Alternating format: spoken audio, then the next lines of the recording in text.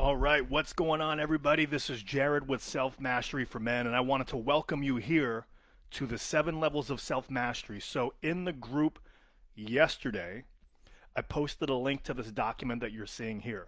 This is the introduction to a system that I've discovered helps men become the best version of themselves so they can create the respect, the results, and the relationship that they really want in their life. Now, what I've found is that most men, they say a couple of things. They say, number one, my life is really good. I'm a good guy, but it could be so much better. There's a version of me on the inside that I know I can get out, and I just don't know how to do it. I can picture it, I know it's there, but I don't know how to get this potential outside of me into the real world. Does that make sense? The other thing I hear also is guys will tell me, they'll say, hey, Jared, I'm a really good guy. I've been doing my best. I've been trying my hardest for a long time, doing everything the quote unquote right way that you're supposed to do as a man. But why did I end up here? And what they'll often find out is they're in a relationship with a lot of love, but no passion, or sometimes even no respect. Or they'll be in a situation where they're working paycheck to paycheck at a job that they hate while they're being passed over for promotions. Or they want to start a business, but they don't feel confident enough to do it. And there's kind of this 2 steps forward, 1 step back, holding themselves back from really embracing their greatness. So this is a system that I came up with that can literally work in any area of your life: your health, your wealth, your finances, your career, your business, your personal character. And it can make a transformation on all areas simultaneously, basically at the same time. Now, I'm not saying that lightly. So what we're going to do, we're going to go through this here today, and I might go a little bit off script because we might not go through every single one of these slides. By the way, if you want this document, comment below document, or comment below 7 levels of self-mastery, or mastery, just something simple, and I'll make sure I direct message you the link to this document. Okay? Also, just curious, let me know if you're here live. Comment live if you're here live. We started out hot and heavy real fast, so comment live if you're here with us live. Comment replay if you're watching us here on the replay. Love to be able to communicate with you and get back and forth with you. So here's what this is. I told you, and I don't say this lightly, this can work in any area of your life and make a massive change, a massive wholesale change over your whole life. And this is how I can share it with you. Basically, I've used this process to completely turn my life around. A couple of years ago, and I'm not saying this to, hey, look at how bad I was, or poor me. I want to give you practical examples. This was from real world stuff. I was 80 pounds overweight. I was stress eating like crazy. I was 6 figures in debt. I lost my business. I had a video production business doing national TV production for MMA events, for like UFC Fight Pass, for professional wrestling events, for like local sporting events, for conferences. And my biggest client went out of business and he refused to pay me. And all of a sudden now I'm on the hook for hundreds of thousands of dollars worth of equipment and staffing and buildings and trucks and transport. It was insane. Lost my business, 6 figures in debt, stress eating like crazy because of it, 80 pounds overweight. And my wife at the time, as if things weren't bad enough, she was addicted to alcohol and it was ruining everything. And I was also a nice guy at the time. So take a look. Those are the photos right there on the left, up on the top there. That was my everyday. That's how bad I got. Then on the left there, that was me, not even at my heaviest. At my heaviest, I didn't even take a picture. And there I am below, trying to get myself back on my feet. But then if you take a look to the right, you'll see there's a massive difference. And that's not for me to brag, but what really made the difference? Is this a weight loss thing that we're talking about? Is this just set more goals, make more habits, take massive action, mindset? No, it's none of those things. What you're looking at right here is the result of an internal change. And I changed using these 7 levels of self-mastery, which I discovered. And once I made the shift, the weight came off like crazy. I got completely out of debt. I was able to make, I was doing these events that I would do. I made $38,000 in 3 days. Do you imagine how crazy that is when you go from 6 figures in debt to being able to make $38,000 in 3 days? It's crazy. But so this is the result of an internal change. I'm going to explain to you how this is done. So And there it is, best shape of my life, 100% debt free, generating 38,000 in 3 days, finding my masculine power. I discovered masculine, feminine energy and how to step into your masculine energy. I discovered how to turn my relationships around and be more in control of my life and my outcomes. And I'm excited to say that this can and will do this for you. I've been working with dozens of men doing the same exact thing. They've all been getting the same exact result here. So I want to share with you the system and how this works.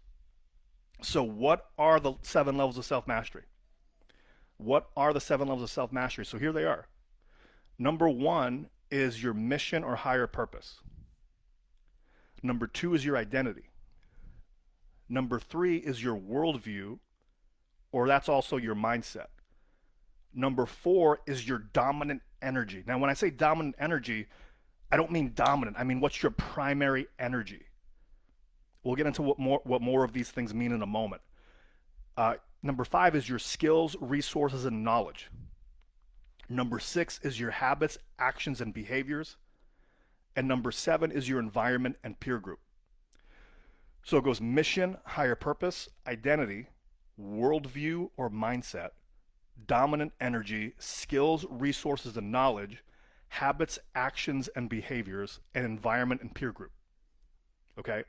So it's a great list, but I know what you're asking. Well, how does this have to do with anything? I'm going to share with you how this works right now. So if you take a look to the right, there's a key point. All of these levels, 1 through 7, they all interact and correspond with each other, okay?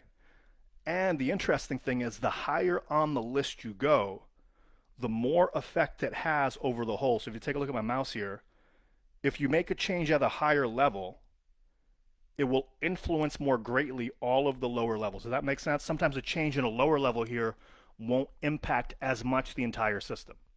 They all interrelate though. They can all be either supporting or blocking you from making progress in any or all areas of your life. Does that make sense? I'm going to get into more detail on how this works. But so there's a trap that goes on. Have you ever heard somebody say, you're in a relationship or you're dating somebody and they go, hey, I love you, but I'm not in love with you. Or, hey, I'm liking you, but I don't feel that chemistry or that attraction or that spark. Or you're working a job and they say, you have a lot of the skills we're looking for, but you're missing some of those intangibles. You're missing the it factor. Have you ever heard of that before? This is what this is. So if you take a look here, 1 through 4 are your intangibles. That's your mission, identity, worldview, dominant energy, how you show up. Okay, these are the intangibles. They're stuff that you can't really measure. 5 through 7, though, are your tangibles. These are things you can measure, you can see. Your skills, your resource, your knowledge, your habits and actions, your behavior, your peer group or your environment, how you set up your space, right? So 5 through 7 is tangible in the real world. 1 through 4 are the intangibles. That's your mindset. That's your energy. It's how you show up. Does that make sense? But there's a trap. Who here, and comment below if this is you or if this sounds familiar. They go, okay, cool. I want to, let's use weight loss, for example. I want to lose weight. So what do? They go, I'm going to wake up in the morning. I'm going to create a New Year's resolution. I'm going to say, I'm going to lose 10, 20 pounds.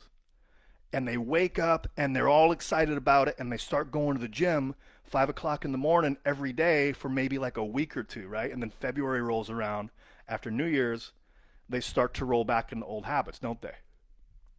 So then what they say is, you know what? I need to get a personal trainer.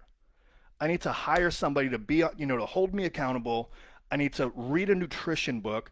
I need to get a nutritionist. I need to know the skills or read Arnold Schwarzenegger's bodybuilding book on how to lift weights properly. So they get all the skills, resources, and knowledge.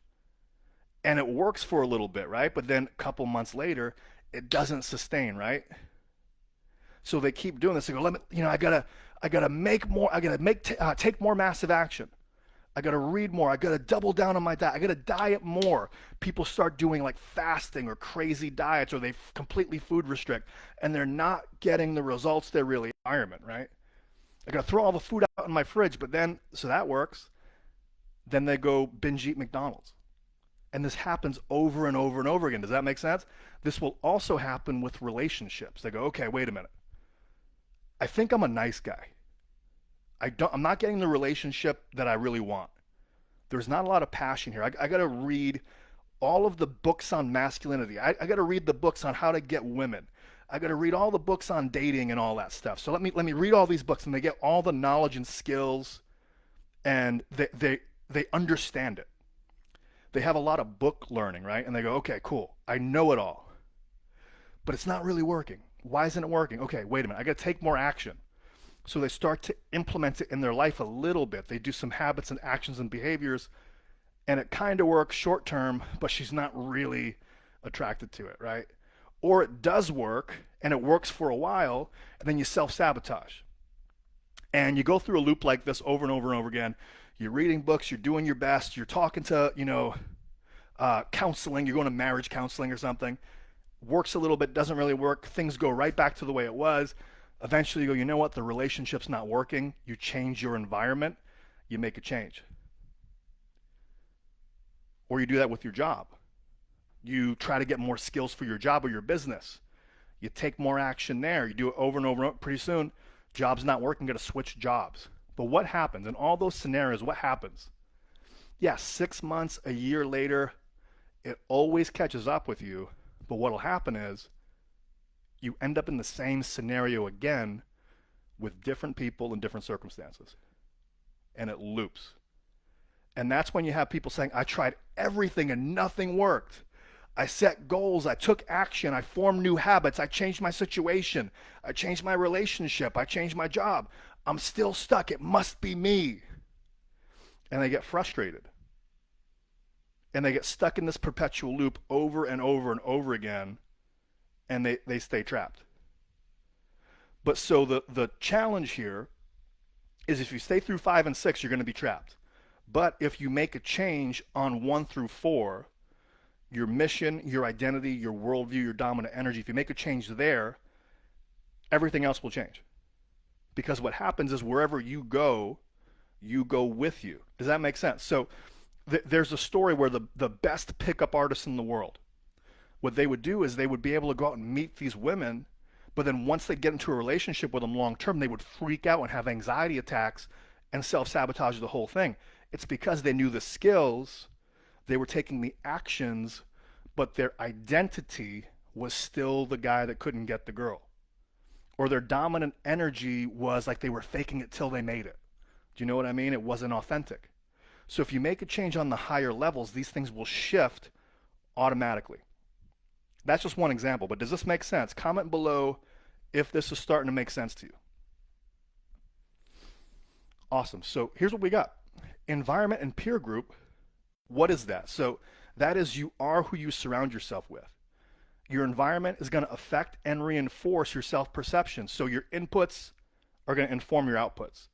Your environment could be something like family, friends, places that you go to visit, the culture in your area, your house or the school or your schooling or the food in your refrigerator, the entertainment, the television shows that you watch, right? It's the way that your car, if your car's messy or clean, what type of car you drive. So these are all the things in your environment that can be affecting you, right? They all have an influence over you. But so a common problem with the environment is you are who you surround yourself with. So you tend to be like the 5 people that you're with most of the time. So if you're around people that are bringing you down, keeping you negative, don't really believe in your dreams or goals, or here's the other thing too, like you guys get stuck into a pattern.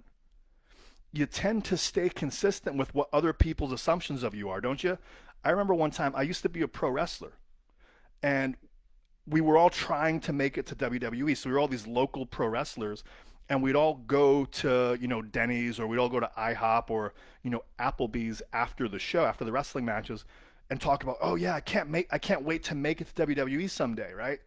But here's the interesting thing. Once one of us started getting tryouts, it's like we were no longer part of the pack. So we almost didn't want to go up there or grow any more than we already were, because we didn't want to leave our friends behind. Does that make sense? Or it's like crabs in a bucket. So many people base their identity based not on really who they are, but on what's expected of them or what's given to them by their parents or teachers or friends, TV, media. If you're in an unsupportive environment, making a positive change would also mean leaving your people behind, which will create an internal conflict, what we just talked about. There's a guy that I talked to, and his dream is to create a business. He wants to be a businessman, but his family had a family-owned business, small town restaurant, and they want to give him this restaurant. But that's not his dream, even though it's a business. His dream, he wants to go do something creative. He wants to go be a designer. He wants to go do something completely different. But because of the environment he's surrounded with, it is reinforcing that he has to own this restaurant, and it's holding him back. Does that make sense? So level 7 is your environment. Making a change here can make a big difference, but that's not the highest level. So the next level above that is your habits, actions, and behaviors. So you have these habits, actions, and behaviors. So your actions, of course, they create your results. Your actions and habits are the practical strategies that you use to achieve your outcomes. Now, habits are simply knowing the right ones that are going to serve you. And really what that is you want to make and keep small promises to yourself consistently.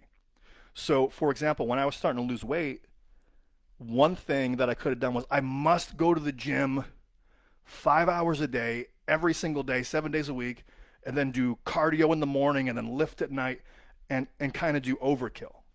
Does that make sense? But what would have happened would have been I would have set myself up to fail myself that I would always do.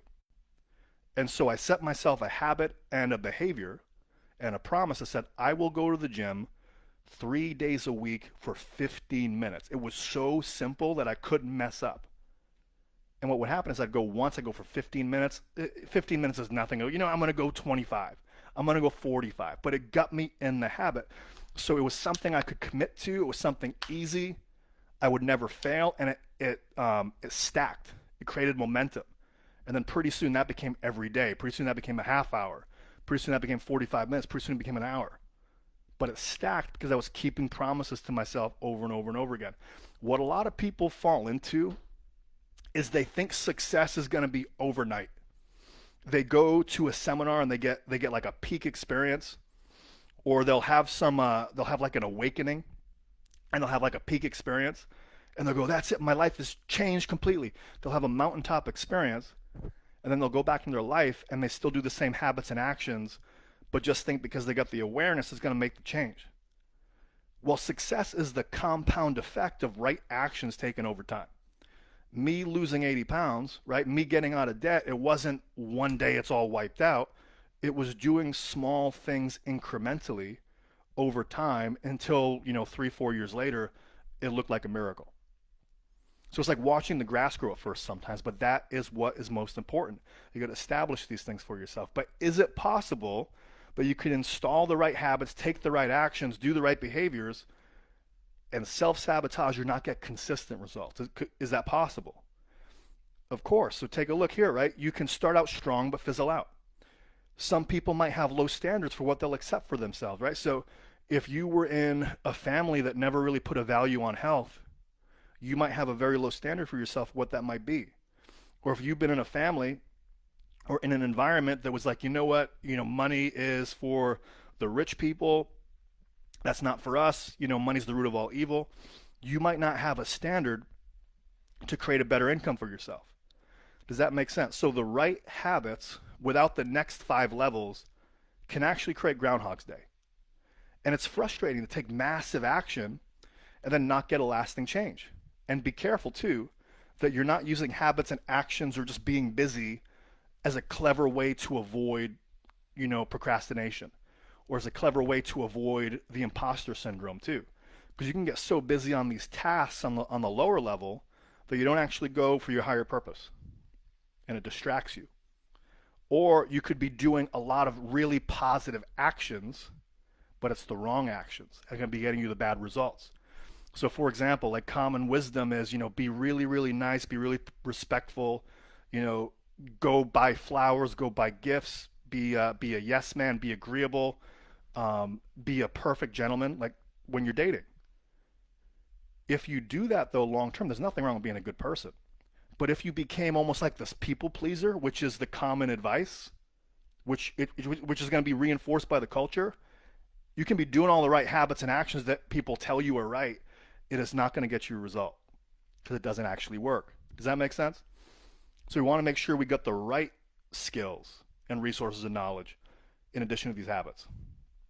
So what's the next level? It's skills, resources, and knowledge. So level 5 is skills, resources, and knowledge. That's what we just talked about. You could have the right skills, resources, and knowledge and strategies to go along with your actions. It's going to take you further faster. Success in any area is a formula. And so if it's a formula, it can be replicated. There's something called the 80-20 rule.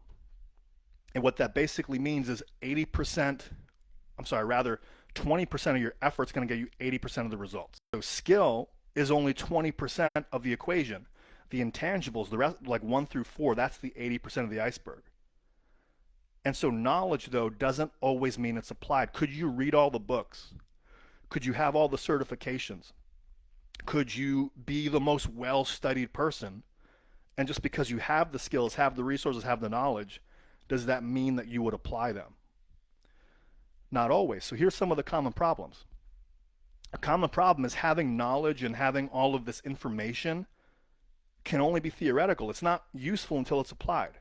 So imagine, for example, a bachelor's degree or a master's degree in business, and he can talk to you about theory, but he's never started a business.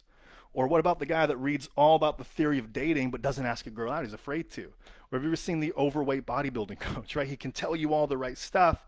He's like, I got the information, but he hasn't used it in his own life. So how much weight does that really have if it's not applied knowledge? So we get caught up in this trap of I got to learn more. I got to get more certifications. I got to get more credentials.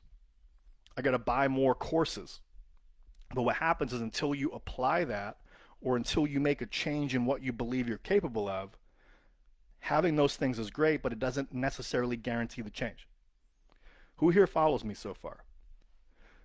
So those are the first 3. That's 5 through 7.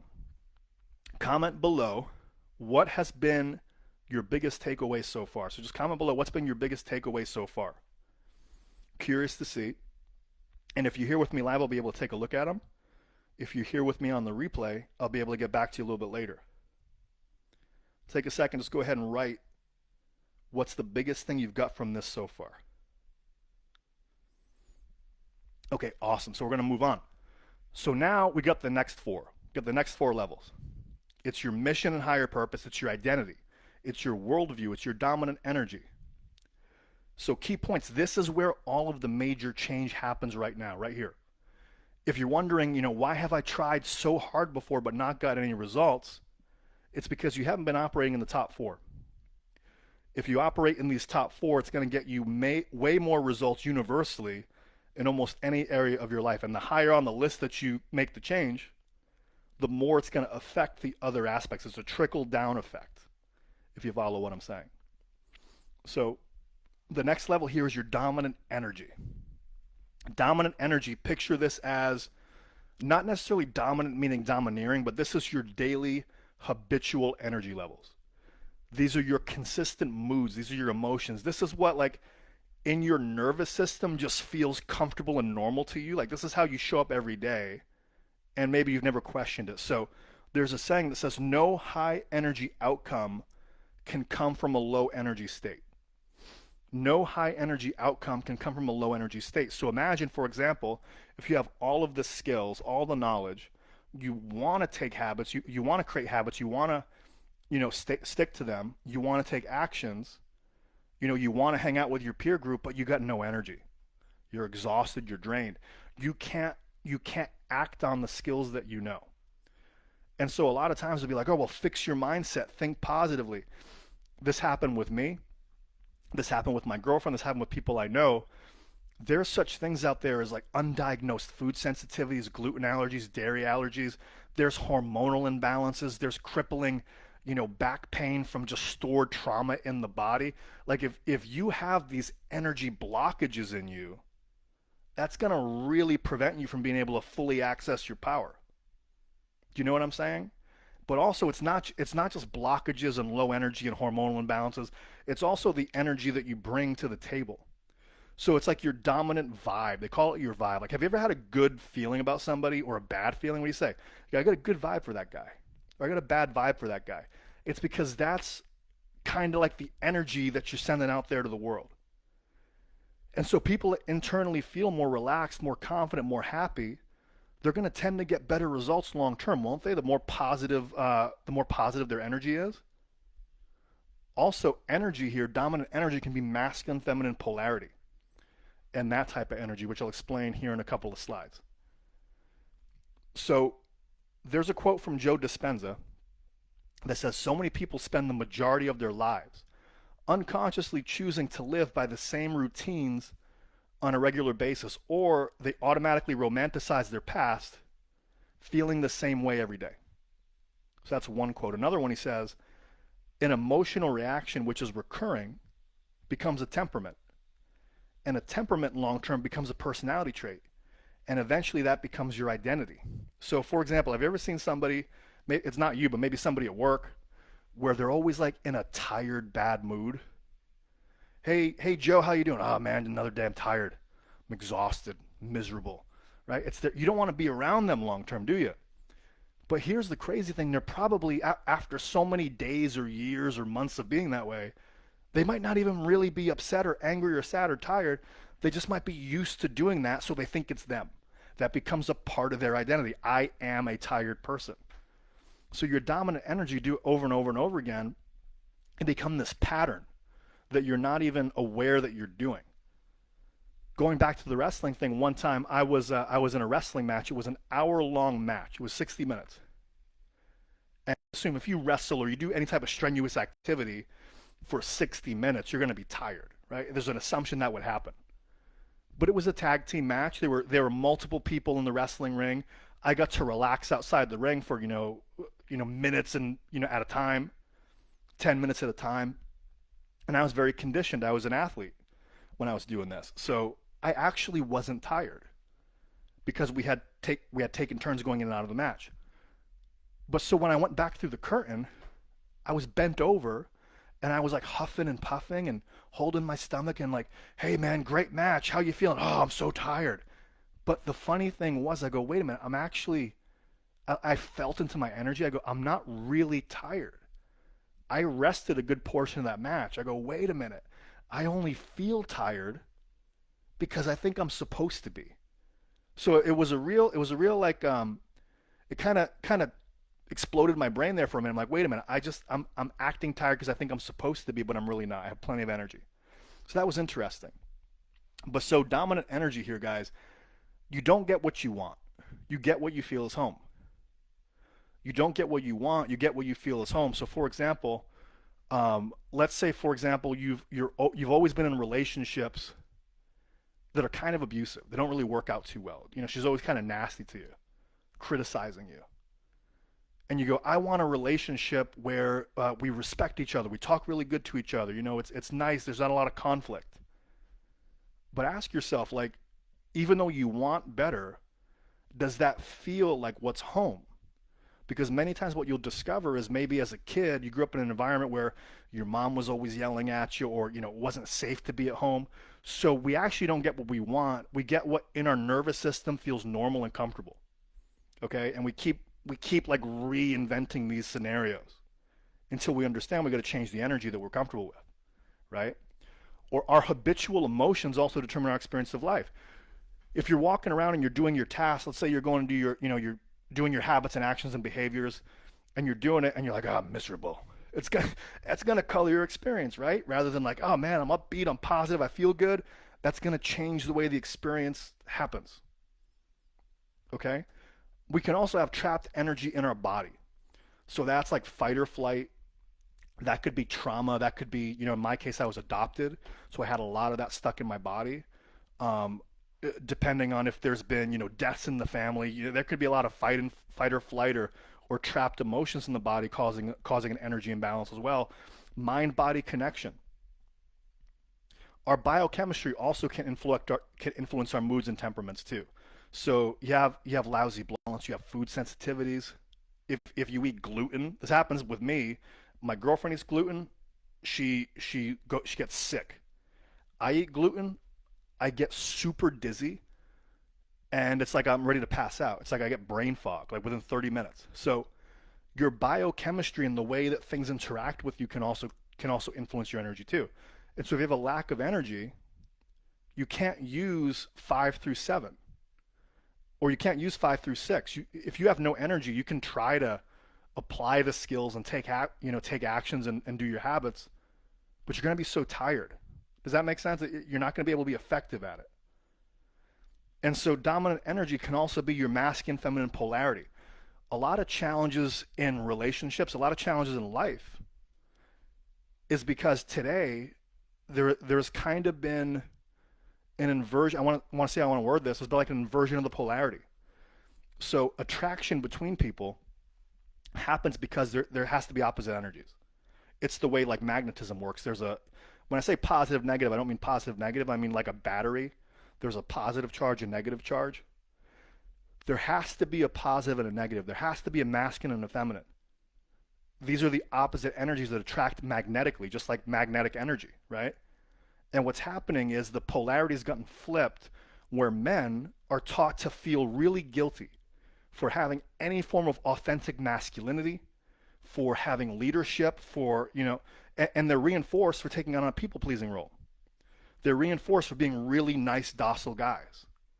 And on the flip side, feminine energy is taught to be much more dominant and aggressive and take charge.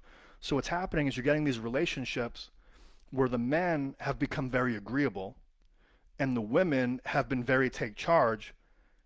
And because it's reversed the polarity and the man still wants to be masculine and the female still wants to be feminine, and there's this weird dance because both energies are putting on these false masks.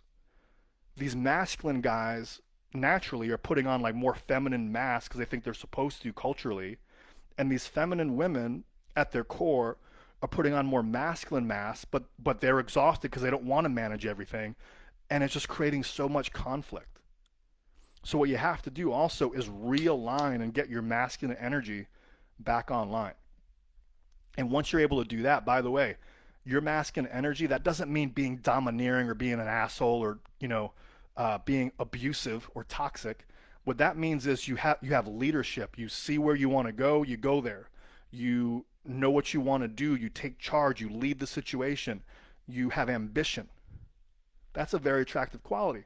But a lot of guys, especially if you have a hormonal imbalance today too, because testosterone hormones have been dropping 40% since the 1970s and more. That's going to affect your energy levels.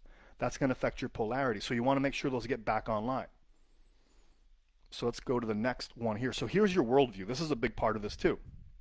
Number 3 is your worldview. It's also, I would say, your mindset. And I think this has become a buzzword in personal development. I think a lot of people think mindset's like this catch-all thing. Oh, you're not doing what you have to do. Fix your mindset. It used to annoy me like crazy because I'm like, you know what? I'm really sincere. I'm really trying my best. I don't think I think negative. I think I'm thinking positive. Why am I still not getting the results that I'm after? It almost seemed insulting to me after a while for somebody to say, fix your mindset. But that's because mindset at the surface level is just like positive thinking, positive cliches and quotes. What it really is at a deeper level, it's your worldview, it's your paradigm. Now, a paradigm is the useful model you've created to operate in the world. And I'll explain more. But so it's like your user's manual for the world. So when you're born, you're not given a here's how the world works type manual. You have to create it, and you create it through your life experience. So your worldview, your mindset, this is your beliefs. These are your values. These are your rules. These are your language. This is the language that you use. These are the metaphors you use to label about what life is about. So beliefs might be, money is hard to make. Or you could value happiness. You could value success. These are things that you value, right? Or your rules could be what needs to happen in order for you to feel happy or feel successful, right? And you can make them difficult or easy. But language also is going to affect your worldview. If you go, hey, things are pretty good versus things are outstanding, that's also going to change your quality of life. The metaphors you use, for example, if you say life is a game or life is a learning experience versus life is a fight for survival, these metaphors that you use, it sounds like we're just using words and semantics, but it creates the way that your brain focuses its attention. So beliefs meaning people are, life is, money is. So it's like these generalizations about life, and they're usually picked up because of socialization and conditioning, and they're not always 100% true. But we base our entire life around these paradigms that we create. And until we become conscious of it, we can't really make a change in our life because we're getting exactly the way that we've set our world up in our mind. Does that make sense? So here's the key concept. I think this is going to be really helpful. The map is not the territory. This is from neurolinguistic programming. The map is not the territory. So what that means basically is two people can see the same exact situation, and they can have two totally different interpretations of the same events, can't they? So the question is, which worldview is actually true? To somebody who's had a rough life, life is difficult, life is all about survival. It's true for them, isn't it? But somebody that was brought up with, loving parents, money was always been easy for them. Hey man, life is easy. What you'll find is people tend to attract experiences in their life that confirm their identity. So the person that has had a really hard upbringing many times can have a really difficult time being successful unless he changes his paradigm, if he's running on his conditioning.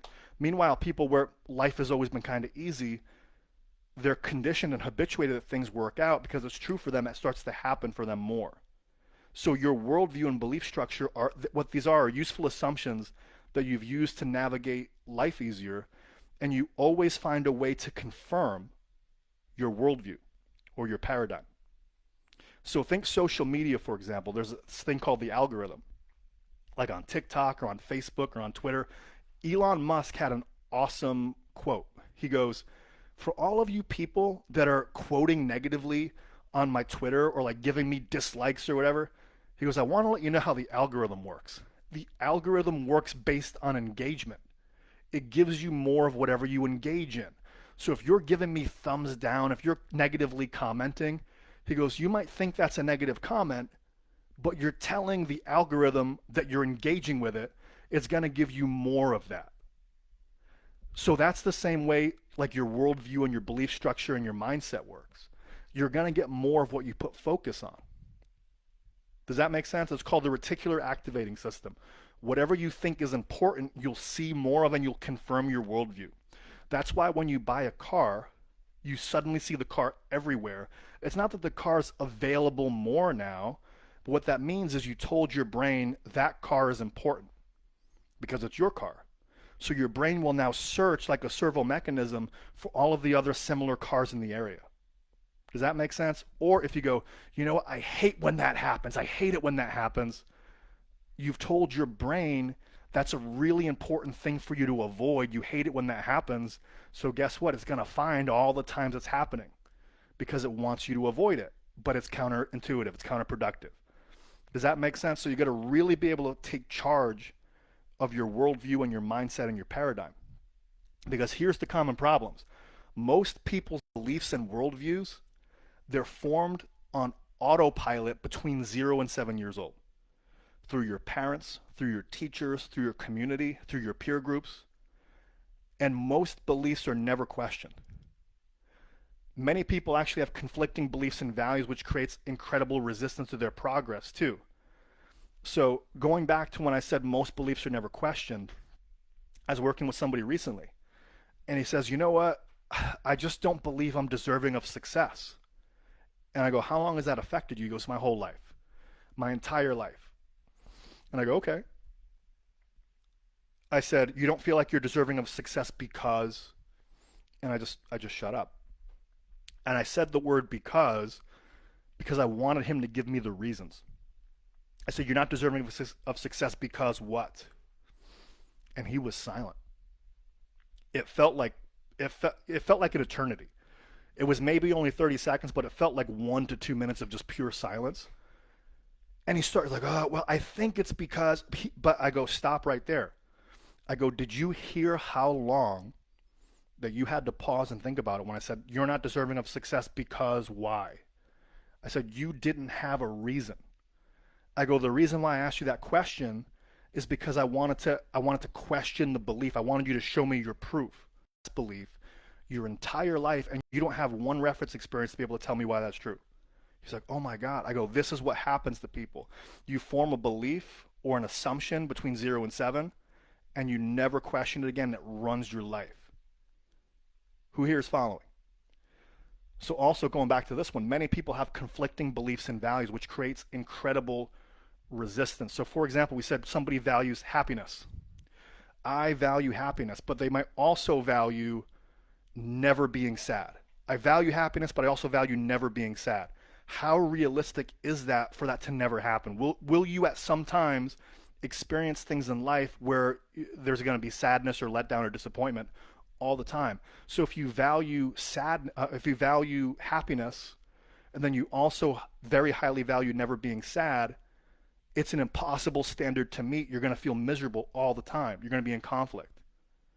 So beliefs, what they are, they're just actually really strongly held assumptions that you made at a younger age based on a past reference experience, and they really served you well at the time.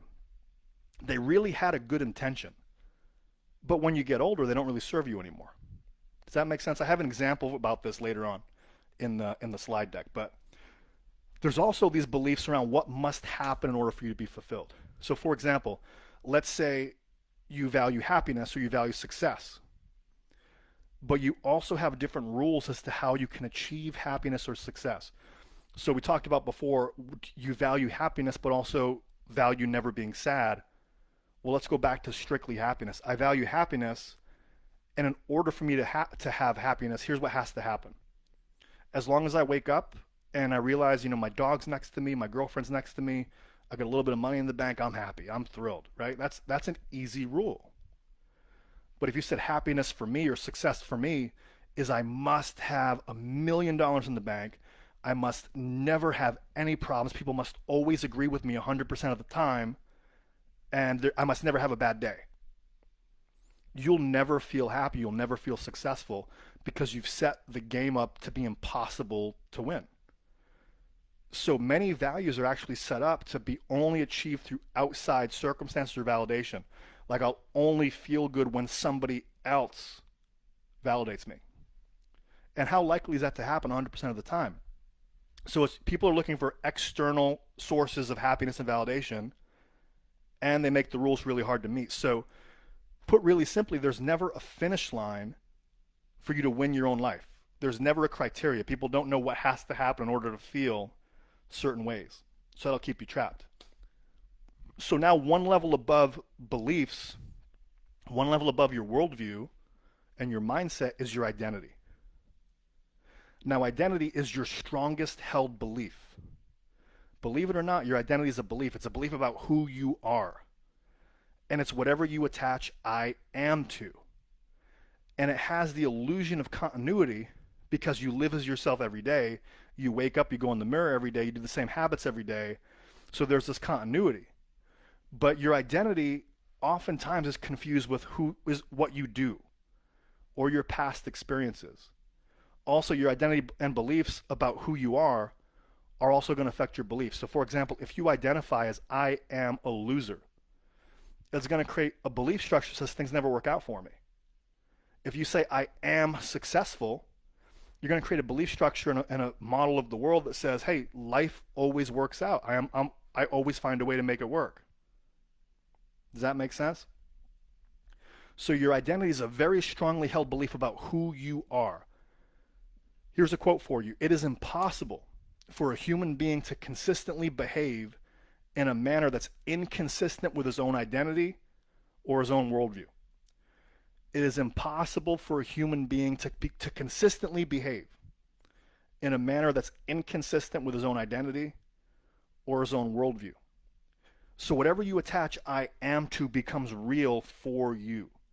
Your identity can also become like a part of the tribe. Like I am a Christian. I am a Jew. I am a Muslim. I'm a tiger, right? Like, a sports team. I'm a patriot or an occupation. In my case, I am a wrestler. I am a boxer. I am a football player. That identity informs everything else. Does that make sense? But also, I lost 80 pounds going, this is the one that I really worked on for this. I lost 80 pounds going from, I'm a failure. I'm a divorced guy. I'm past my prime. I'm washed up. Like if that's my identity, that's who I am. What do you think I believe about myself? What do you think my energy levels are like? Do you know what I mean? I had some skill. I had the resource and knowledge. I used to be an athlete, but it didn't matter. My identity was I'm a failure. But once I shifted my identity to I am a bodybuilder, I did this overnight. I am a bodybuilder, right? What happens? Snaps into place the beliefs of a bodybuilder. Man, I'm a fat burning machine. I love going to the gym. Do you know what I mean? All these beliefs started to come in. My energy, even though I didn't have it in my fitness and in my health yet, there was more of a like go get 'em energy to it. There's more like a dominant energy to it. I already had the skills because I had read up on all the bodybuilding books, and all I had to do, well, if I'm a failure, here's what I mean. Let's do. I just thought of this. It's impossible for you to consistently behave in a manner that's inconsistent with your identity. If my identity was I am a failure, and I set a goal to go to the gym and lose weight, would I lose weight? No, because I'd have to confirm my identity, which was a failure. So in order to remain consistent with my identity, I would have to not keep my promises and I would have to not be able to lose the weight. So I got exactly what I identified as. Does that make sense? But once I said I am a bodybuilder, I'm going to make these promises to myself. Do I want to sleep in? Do I want to go to the gym? Nope. Bodybuilder goes to the gym right now. It changed everything. I made different food choices. I had different habits. Does that make sense? You following where I'm going with this? Your identity is immensely powerful. Now, here's a common problem. Attaching your identity to an outside source, like an occupation or a hobby or something you do, or even a relationship. Because the challenge is if you say, I'm a football player, or I'm a husband, or I'm a wrestler, or I'm a surgeon or something. What happens when you retire or you get fired? Or if your kids leave the house? I'm a father. They leave the house because they graduate, they move out. Or, I'm a husband, but your spouse either dies or you break up. What happens when you lose that? If your identity is based on these things that you do, if they go away, you lose your identity. So your identity should never be an external object or something that you do, because the second that you don't do it, you're not that thing anymore. Your identity is also formed by conditioning in your past experiences, which might not be accurate. So for example, if you grew up in a poor, struggling household, it's not just a circumstance like, hey, I grew up, my family was poor. It goes, no, I am poor. And it becomes a really strong identity. So I am poor. What will happen is, even if you win the lottery, you'd have to confirm the identity. You would recklessly spend and lose everything. Does that make sense? That's why lottery winners statistically never keep the winnings. They never properly invest it because their identity is I am struggling financially. So even if they get a windfall, it doesn't work out for them. There's one guy, he goes, I am the most unlucky person in the world. Like he just believed he was the most unlucky person in the world. I am the most unlucky person in the world. They did a video on this. They tried to set this guy up where they gave him a winning, like a pre-won lottery ticket. They put it on the front stoop in his front doorway. He stepped right over it. He threw it out in the trash. They set him up to win a contest. He missed the deadline. Like literally they set it up where he could not fail, and he kept just conveniently not going there. It was crazy because he confirmed his identity. Okay? So people tend to take their problems and turn them into an identity. And the other thing too, what I want to point out is there's a really good book from Todd Herman. It's called The Alter Ego Effect. It's a great book. And he asked the question, he goes, what identity was the fake identity? Was it Superman? Or was it Clark Kent? He goes, who was the real guy? And what he says is, wasn't he really Superman? It wasn't Clark Kent just the false identity, the false self that he created to play smaller and blend in. Who was the real guy? What's the real identity?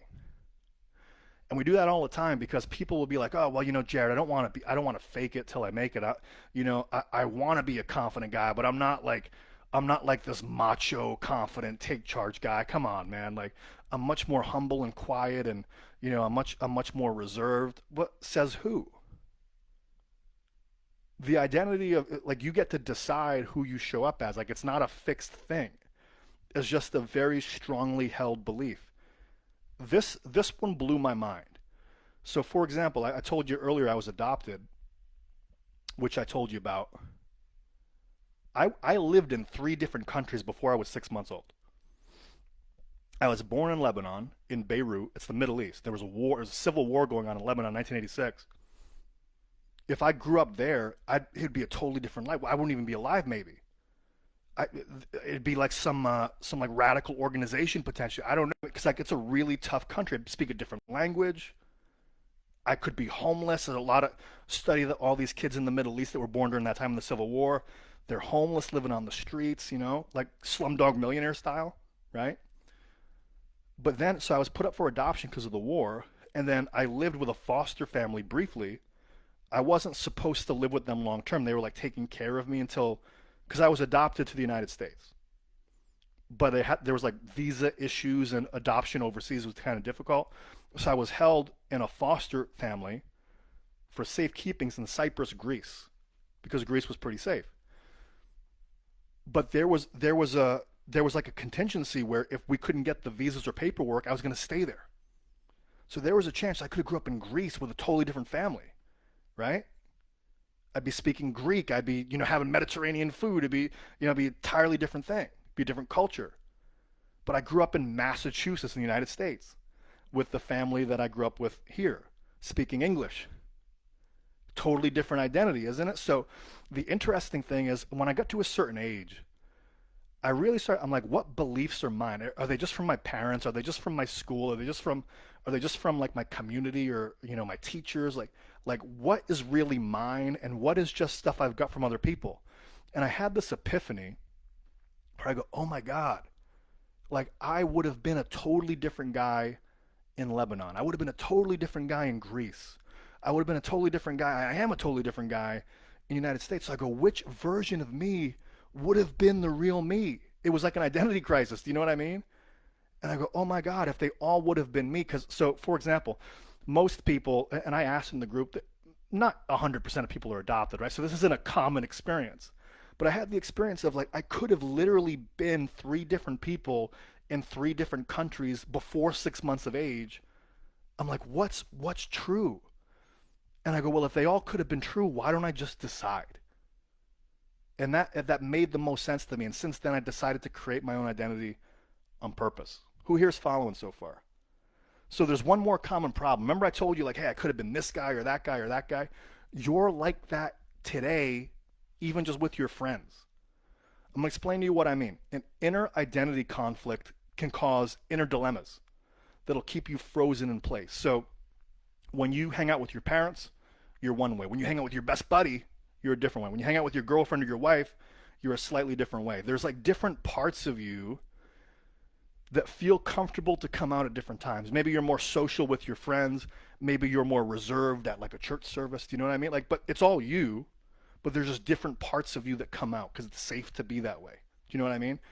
Well, taken to an extreme, that could also be, hey, a part of me is really motivated, but a part of me is super lazy. So you're motivated, you're lazy, you have these 2 different parts of you. What do? You end up doing nothing because you're getting pulled in both ways.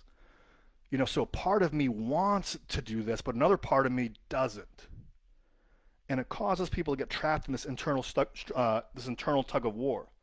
So a couple of examples here. We want to resolve all of these internal parts conflicts. And so each part has a reason. And if we find the reason, there's like a paradox to it where it's going to resolve. So I want to make this really, really simple for you. So in the middle here, this, for example, would be if you were fully aligned, like firing on all cylinders, like no internal conflict. But here's some examples. Like, hey, part of me is really confident, but another part of me, I don't want to put myself out there because I got the imposter syndrome. Or hey, a part of me is really driven and motivated, but another part of me, I'm kind of lazy and unmotivated. Or, hey, I know I've read all the books. There's a part of me I'm high value. I'm a high value guy. But also I'm kind of a people pleaser. I'm kind of a nice guy. I got nice guy syndrome. I'm a little bit nervous. Or, hey, I'm an alpha guy. Or, hey, I'm kind of nervous. Right? So there's like these conflicting things. I want to go to the gym, but I'm fat. I'll never go. I've never been. So there's these conflicts. But the problem is, or here's how you solve it. Each of these things, if you go to a high enough level, you'll find they have the same highest intention. So the imposter syndrome, what's the purpose of imposter syndrome? To keep you safe. What's the purpose to keep you safe? So I don't look like an idiot. What's the purpose to keep you not looking like an idiot? So that way I can put my ideas out there comfortably. What would happen if you put your ideas out there comfortably? I would be confident, right? And see, it's right there, confident.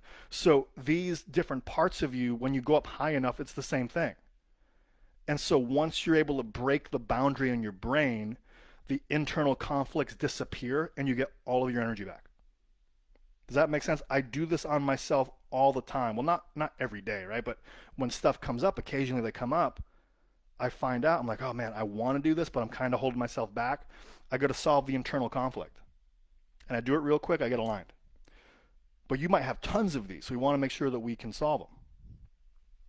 So the final level of self-mastery here is your mission or your higher purpose. So this is your higher purpose in life. This is your mission. This is your vision in life.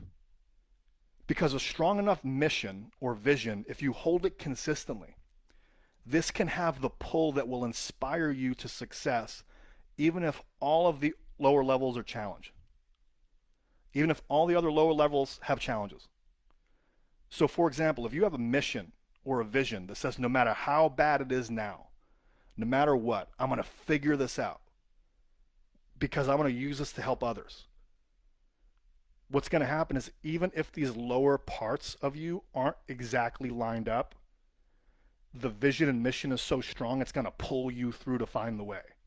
That's what happened with me when I was 80 pounds overweight, 6 figures in debt, when I was divorced, living on my parents' couch, hiding from an 80-year-old woman because they lived in a 65 and over community, and if they saw me they'd get evicted. Lowest part of my life. But the mission, the higher purpose, even though my identity was a loser, I had really tough beliefs, my dominant energy, I was like all tired and washed up, right? Like I wasn't using the skills that I had. My habits were all messed up, right? But my mission was I have to figure this out because I never want anybody to feel the way that I feel right now. And if I can figure this out, I can learn the lesson. And if I learn the lesson, I can teach people. And I can really help them not feel like I feel right now. Because it all became this mission of this higher purpose of helping others not have to experience this, what happened was the rest of this stuff fell into place. And everything transformed. Does that make sense? So a man's highest calling is his purpose or his mission. A mission is going to inform your identity because you have to become more in order to achieve your mission. It's the hero's journey. It doesn't have to be your life's mission or some big thing. It could be the mission or purpose or vision for right now or for the next 6 months or the vision for your relationship where you guys want to go in the future. But you got to have a vision. You have to have somewhere to go, something to look forward to. And your higher purpose, right? This higher vision can also be like a higher perspective. So spirituality, for example, right? I'm put here on a mission to help people because of God or whatever it is that you believe. Does that make sense? But your mission or higher purpose, I mean, let me ask you, if you have this idea, this higher purpose, that you're here to be, you're here to help, the universe or God or whatever, versus, hey, like, there's no point to life, does that affect how you operate in the middle? Absolutely it does, right? Do you know what I mean? So the purpose is going to inform all of that. So the challenge here is the very idea of a purpose becomes a stumbling block. People think it's got to be this big giant thing. I got to change the world and be a billionaire. Or they think they have to always do the same thing and never change. Well, I wanted to be a football player when I was 7 and now I'm not, so I don't live my purpose. No, it doesn't, you become a different version of yourself all the time. Different stage of life, you know what I mean? So your purpose can change, your mission can change. Every new level requires a new version of you, and that's normal. It's okay. It can be as simple as, I want to be the greatest man I can be to enjoy life and be an example to my kids. And that can be a beautiful thing. So I want to give you a quick example here from one of the people that I worked with. By the way, comment below, what has been the biggest thing you've gotten from this so far? What's been your biggest aha moment? What's been eye-opening? What's your strongest level? What level do you feel you're strongest at? And maybe what level do you feel like you might need some help? What level do you think might need a little bit of work to get you next level? So, for example, here's what this might look like. If you have a lack of compelling mission or purpose, you might have an identity problem if you have imposter syndrome, internal parts conflicts, disempowering self-perception, worldview, stuck limiting beliefs, values in conflict, negative past conditioning, or your dominant energy, you have a lack of polarity. You have a biochemical imbalance, habitual negative emotions or moods, chronic low energy, there's trauma or stuck energy in your body. You're in fight or flight. Or maybe with your skills and resources, you might have the wrong strategy. You're relying on strategy only with tons of other blocks in the hierarchy. Or maybe with your habits and actions. You got poor habits, or you're self-sabotage, or you're not consistent, or you're procrastinating, or you're taking counterproductive actions. Or your environment, you're surrounded by negative, unsupportive people. Or the environment brings you down.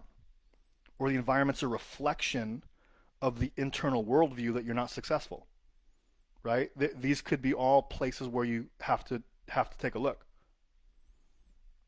So here's one example. There's a client I was working with a couple months ago, and he had a situation where something happened, and this is what he ran his whole life based on this for the next 30 years. So the event was he was beat up in school, and his friends didn't want to hang out with him anymore. And his dad was a fighter and would be disappointed if he lost. So at 9 years old, this happened, and he, bam, like in a moment, you create these rules or you create this worldview in a second, and it's informed his entire life. We had to actually wipe this out, and it completely got him in alignment. But so, for example, his mission, once he got beat up, when he got beat up and his friends didn't hang out with him anymore, his mission was to be likable and fit in again. Does that make sense? Because his identity became, I'm a loser. But as he grew up, he also became a high achiever because he didn't want to be what? He became a high achiever because he didn't want to be a loser. And so his worldview, his beliefs, he adopted a belief of, well, people don't care about me unless I'm useful to them. Because he had a bunch of friends, but the second he got beat up, he wasn't popular. So he's no longer useful. So he goes, people don't care about me unless I'm useful.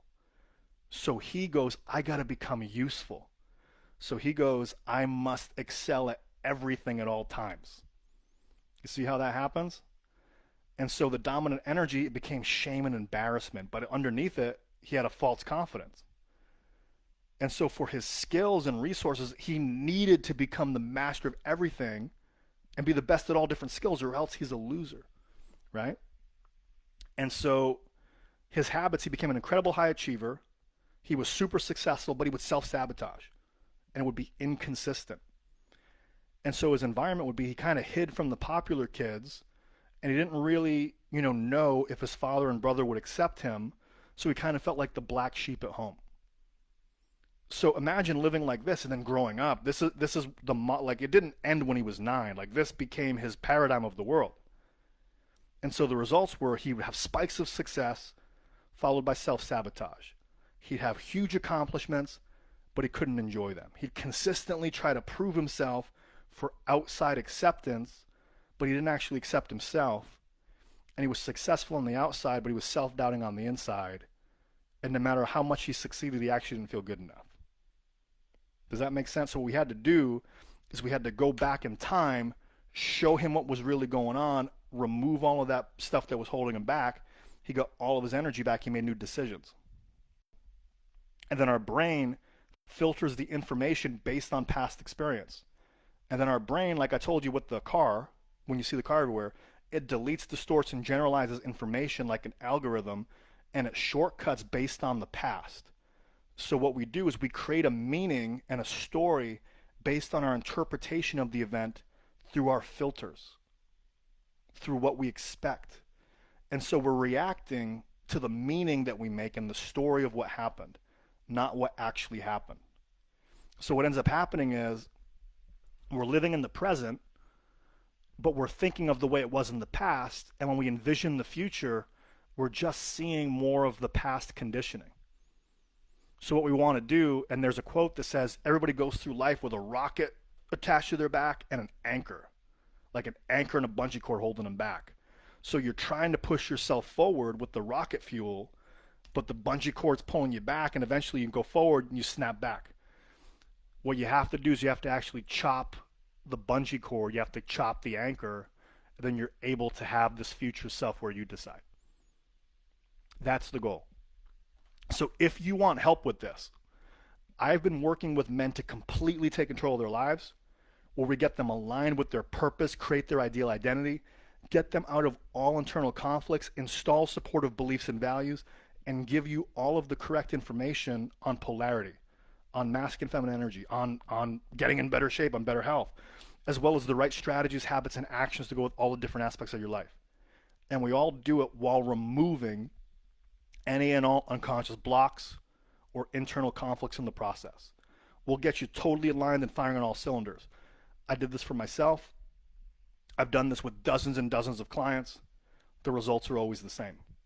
So if you want help with this, I'd love to be able to help you, whether it's with your weight, with your health, with your wealth, with your finances, with your relationships, with your masculine energy.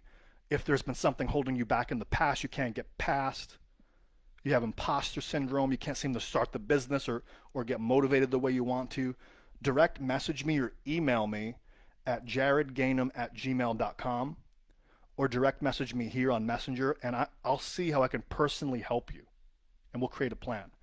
But I hope this was useful. Please comment below, what was the biggest piece of value you got from this today? If you want help, direct message me, or if you want a copy of this slide deck, comment mastery below, and I'll get you a copy of the slide. But comment, what was the biggest piece of value that you got from today, your biggest aha moment? With this, direct message me or comment below. And I'd love to see you guys, love to help you out soon. Take care. This is Jared with Self Mastery for Men. This is the 7 levels of self mastery. I'll see you guys soon.